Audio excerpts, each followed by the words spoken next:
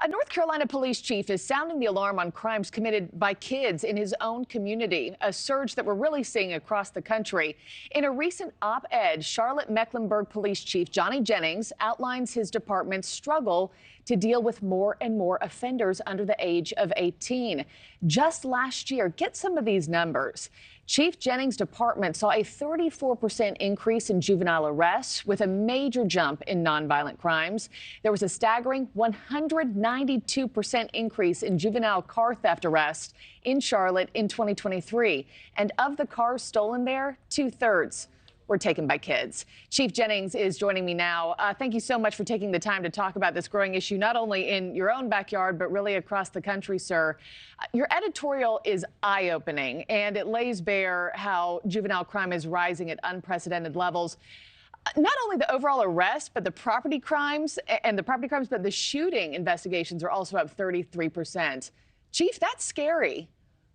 It is scary, and I appreciate you having me and bringing this attention out, because we're in a crisis and in a trend that we have to reverse, or we're going to have a very grim future for not just Charlotte, but our country. We are seeing kids that are getting younger and younger that are carrying firearms, committing violent crimes, that are repeat offenders. We had 1,700 repeat offenders last year for juvenile crime, and Wow.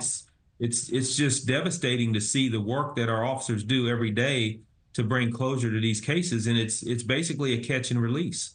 And speaking of that, I wanted to ask you about that next. In your op-ed, you reference raise the age legislation, which increased the age of criminal responsibility to 18. And you say it led to that wave of juvenile crime fueled by a system of catch and release. What has that domino effect looked like? Well, they raised the age in North Carolina. We were actually the last state to go from 16 being an adult to 18 being an adult. But we didn't provide resources for that. So when you had to anticipate there would be an influx of more juveniles coming into the system. But even without raise the age, we are seeing such an increase in juvenile crime. It's frightening that we need to really invest in how we're looking after our kids when they get into the system to get them back on track. And we talk about detention, and I've never said that we need to arrest and throw away the key and lock up a lot more kids. But I do think that when they are in the system and when they are in detention, they need to have programs to make sure that they get back on track when they get out. Yeah, I know in your piece you also said overturning raise the age wasn't the answer. And to your point, it's probably a lot more complex and multifactorial than that. You were one of a handful of police chiefs who met with President Biden at the White House on Wednesday to talk about crime in America. And as I understand it, the president touted a drop in crime rates while he's been in office.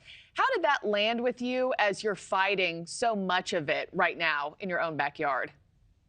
Yeah, we look at violent crime, and a lot of it is a testament to the great work that a lot of the chiefs that we were in the room has done. And we were able to tell the president things that have worked and things that we need going forward. And basically, we need support from the federal government to continue with grant funding, to continue with programs and resources that we can do our jobs to be successful. So we've seen decreases in violent crime in Charlotte. In last year, we were actually flat in violent crime, but there's still so much work to do. And you look at what we're dealing with these juveniles.